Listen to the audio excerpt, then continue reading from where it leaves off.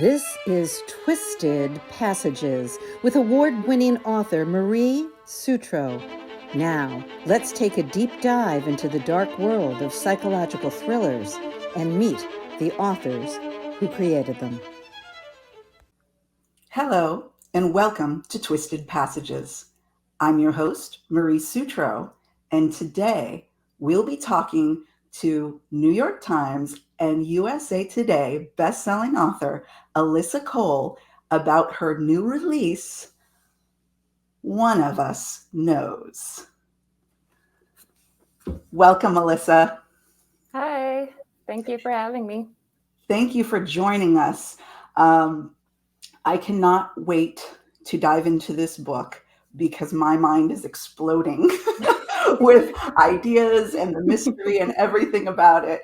But before we do so, would you mind telling us a little bit about the story for those who don't yet know about it? Ooh, this is a hard book to give an elevator pitch for, but One of Us Knows is the story of a dissociative identity disorder system. The main protagonist is Ken, who is kind of the bad guy of the system, who has been dormant for 6 years, has slept through COVID and everything else going on, and suddenly awakens and discovers that they have taken a job as the caretaker of a historical home on an island in the Hudson River. And there's no information about the job, the house. She's just about to get on the ferry to go, and that leads to the unfolding of two main mysteries. So it's a dual locked room mystery, one taking place in the real world and one taking place in the system's inner world. It's told from multiple points of view from all of the other headmates in the dissociative identity disorder system. And then there's like the outside, there are people from her past, events from all their past, and events from the past, the general past, kind of all coming together. So it's like a modern gothic thriller with the dissociative identity disorder system as a ragtag band of misfits kind of trying to solve mysteries in the inner world and outer world. Well, I would probably sum it up with the word fabulous because it was absolutely amazing. All the things that you just discussed, if someone took on one of them, if someone took on one locked room mystery, you'd think, wow, it's just cool. Somebody had to set up the puzzle of a locked room mystery. You did two. And you have, as you said, a protagonist who has multiple personalities and identities dwelling within them. So it really is like you're playing 3D chess. I've thought of that before, but this is the time. If you've ever had the time in life to conceive of what 3D chess is, and what you did so incredibly was that you gave us all of this, but you did it so effortlessly and so deftly that we just float along with you so easily. And it's all about the suspense. So my first question out of the gates, where did you come up with this idea?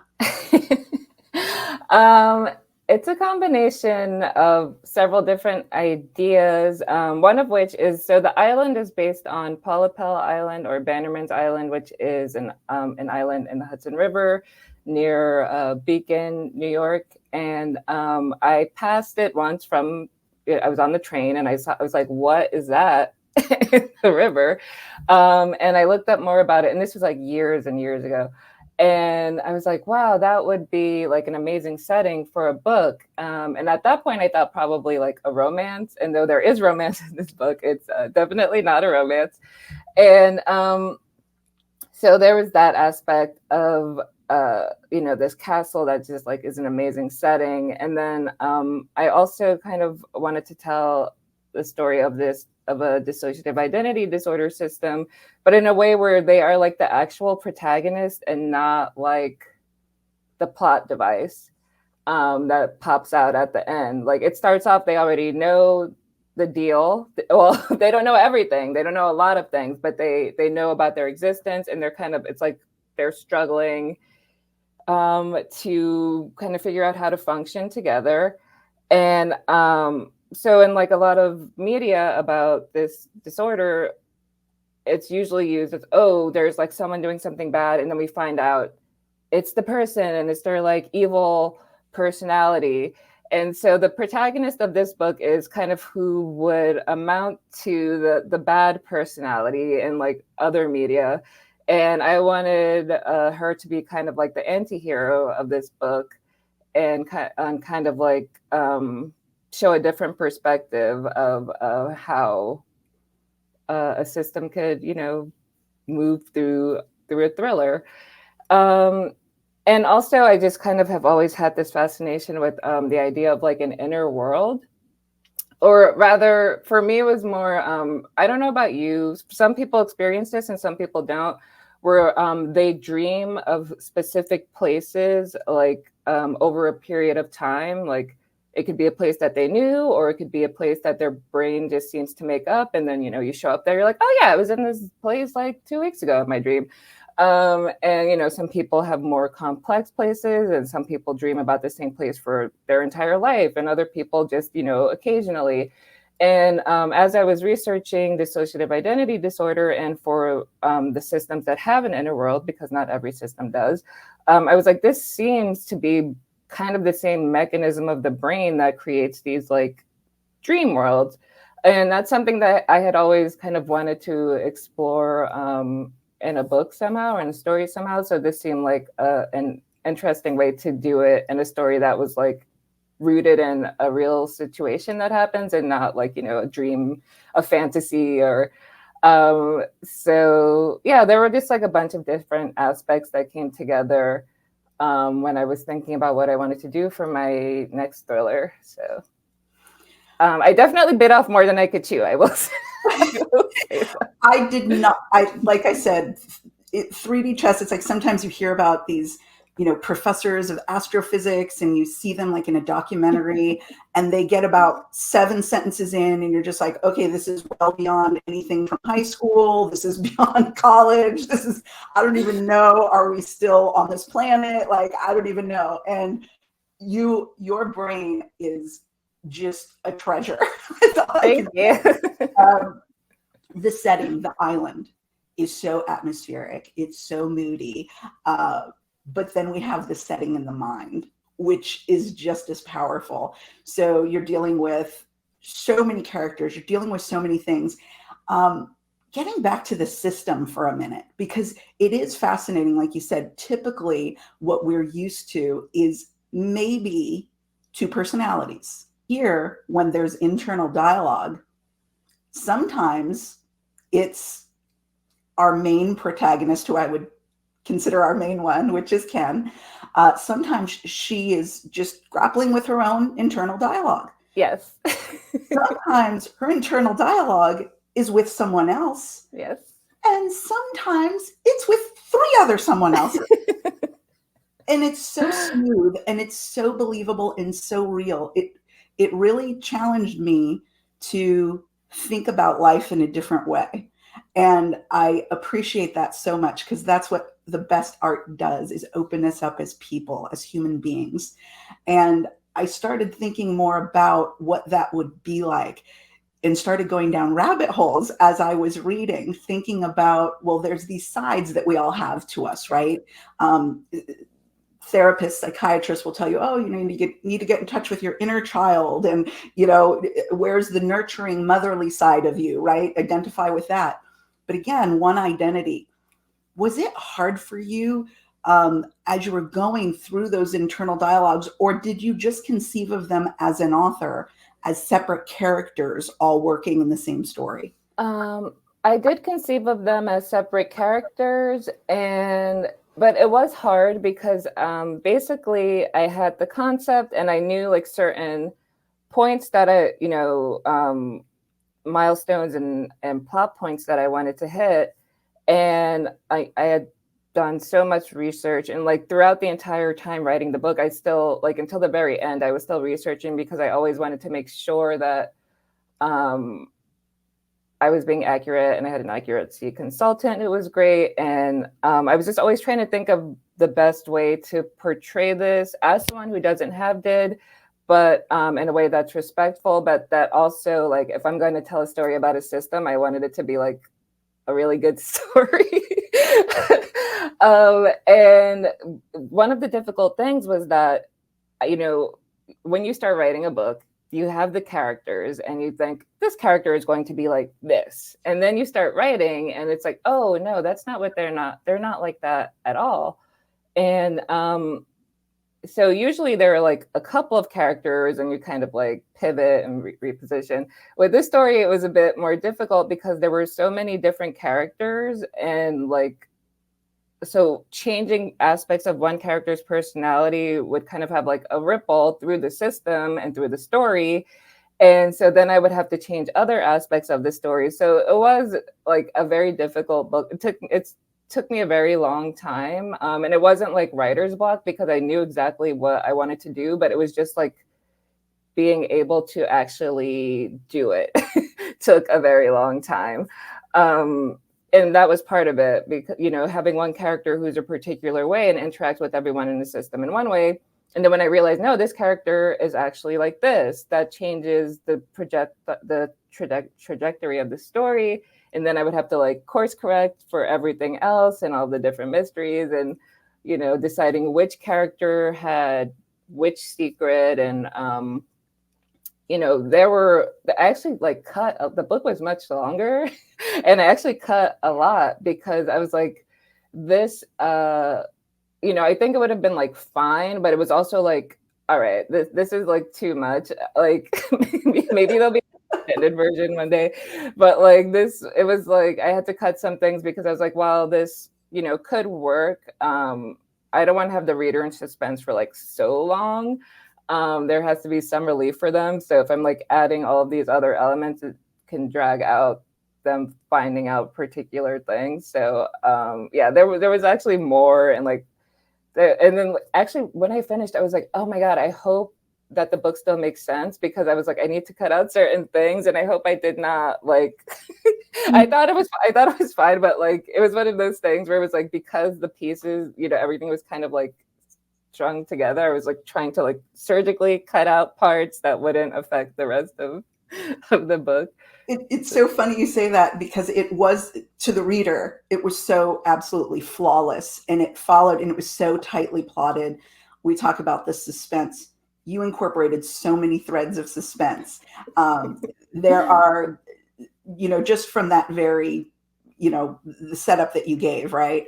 Imagine waking up after like 6 years and you don't know where you are. You don't know what resources you have available. And, oh my God, what do you do and what do you say? And, oh, by the way, you just woke up in the middle of a global pandemic. So it just absolutely amazing. And like I said, the suspense, the way you fed it out, the other characters that we meet, the way you make us question them and their motives. Absolutely, absolutely brilliant. Diving 1 second back into the system. For those that don't know about DID, and is that correct? Do you say DID or do you say did? Because I think I heard you say did. Yeah. Okay.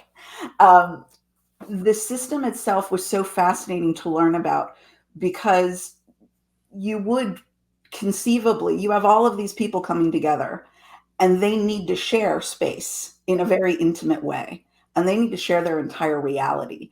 And I think about that sometimes because as a reader and a writer, I tend to be a little introverted, right? And I like to have my space.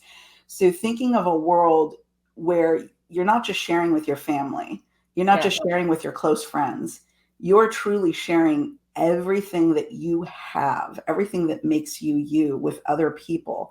And like I said, the level of research that you did into it, and how well thought out it was about what are the dynamics, how do you possibly do that? Was that part of your research? Is that how people with DID function? Do they have to set up these systems of timeshare and respect for each other? I think it depends on the system. It can vary from system to system. For the story I wanted to tell, I did want there to be a certain level of conflict and of, you know, the kind of grappling. I'm sure every system has to grapple with the kind of loss of identity. particularly for the main host or the person who was primarily aware of everything. So, I kind of just wanted to take the dynamic, like, group dynamics that can happen in any story, but really like heighten it by having everyone, sharing the same body and the same brain, and how that affects each of them in their own particular way, depending on their personality, depending on like how they view the world and how they want to interact with the world. And also the idea of self, and like what the idea of self versus community, and what happens if you are like forcibly part of we're all forcibly part of a community, Right. and like, how do people decide to, when placed in certain situations, that part I think wasn't completely conscious, but as I was working through the story and incorporating certain things like, COVID, for example, and just history and, the way society is treating certain groups. And I just started thinking, I think a lot of the book is about like how we are in community and the ways that we can affect our community for good and bad, and how they can affect us. That was a very powerful piece of the story that I wanted to get into. This concept, and we see it recur throughout history, not just the history of individual countries, but the history of mankind. That there's this inherent struggle, if you will, where certain people label certain things as vice, and they label certain things as virtue. Yes.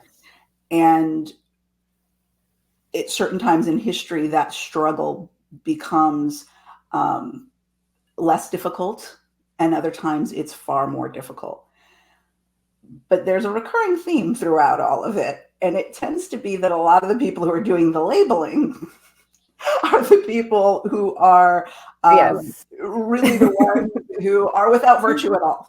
Yes. So how did that tie in? I thought it was really interesting because it can extrapolate to a lot of things in the human experience in terms of what's going on with the major antagonistic force and the good force in the story.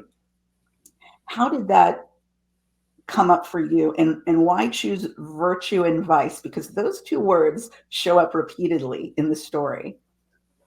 For me, I was kind of looking at, everything going on in the world and the things that, are being elevated as just, topics of discussion, and things that money and energy and,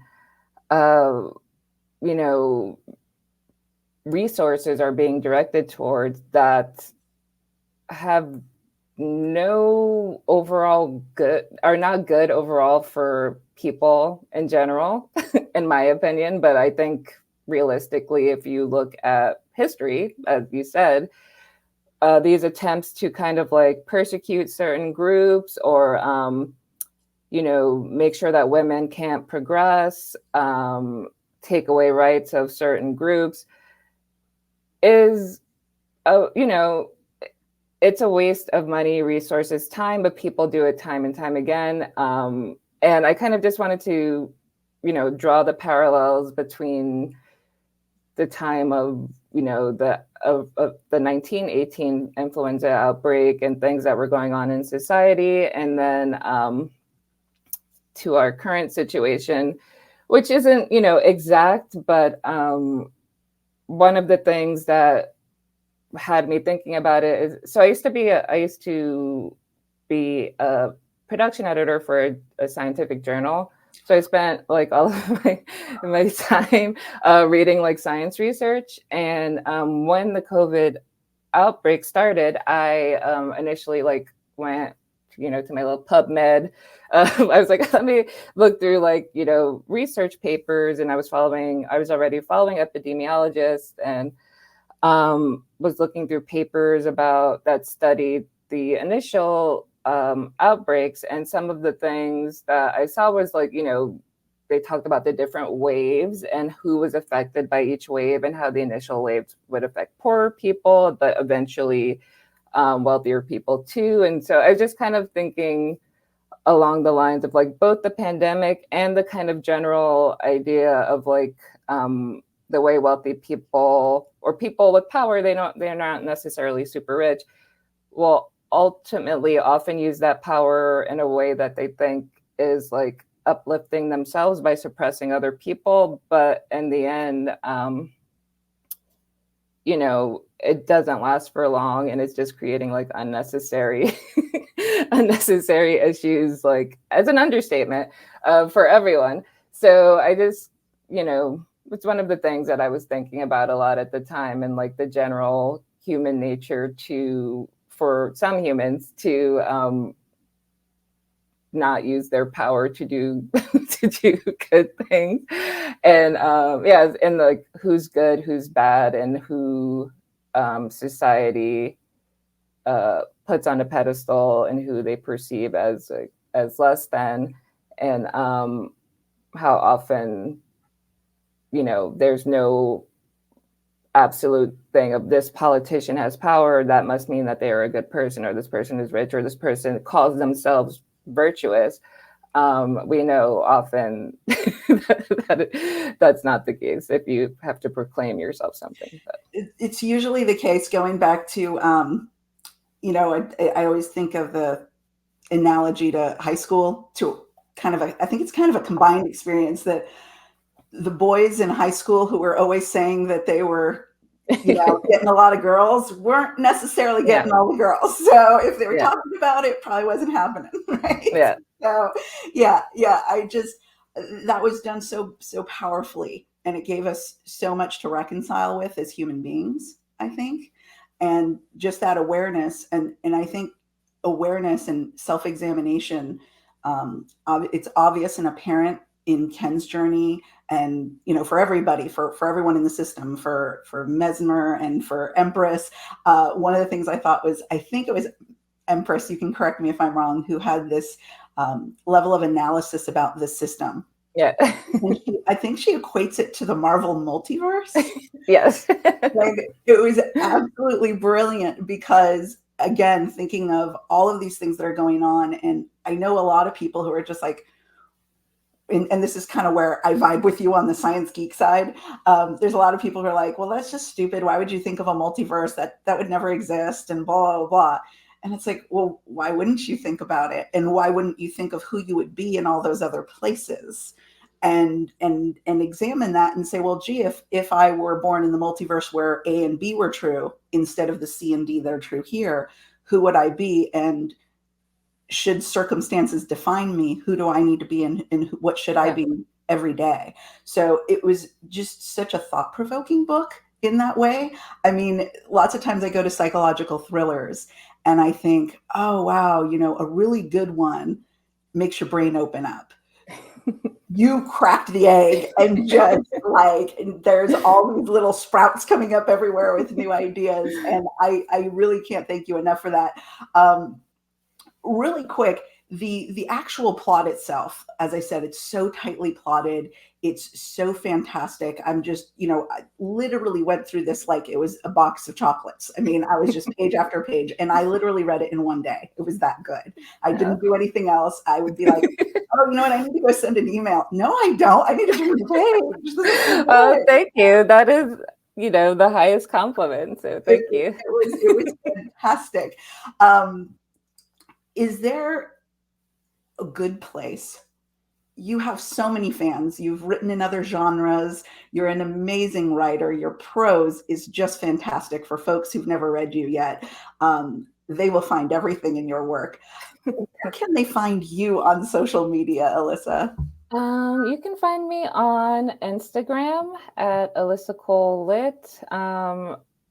Twitter, though I don't really use Twitter very much anymore. And on TikTok, from time to time, I make some little TikToks, sometimes even about my books, sometimes they're just about random things. And at my website, alyssacole.com, and where you can sign up for my newsletter and see all of my books, and, you know, more information about me. And you know what? Before I let you go, I do have one question. There is an adorable pup that shows up in this book. And I happen to know that you have pups in your house. I do. Are your pups at all any type in similarity, breed, personality, No, adorable dog that is in this book? no. I have three mutts, I guess. They're three island dogs because I was living on an island before. And so they're like medium-sized dogs. In this book, I was like, okay, I think we need a smaller dog would work best for, showing up on an island. But it is a kind of dog that I think is very cute. So. It is the most precious. And I was, again, talking about suspense. I was just like, oh, please, Lord, do not let anything happen to this dog. Never in an Alyssa Cole book will anything happen to the dog. Yay. Wonderful. Well, again, thank you so much for joining us today, Alyssa.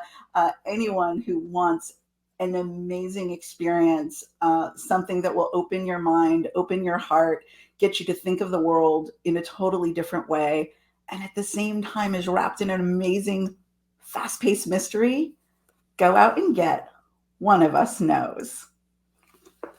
Thank you all for joining us in this episode of Twisted Passages, and thank you, Alyssa. Thank you so much.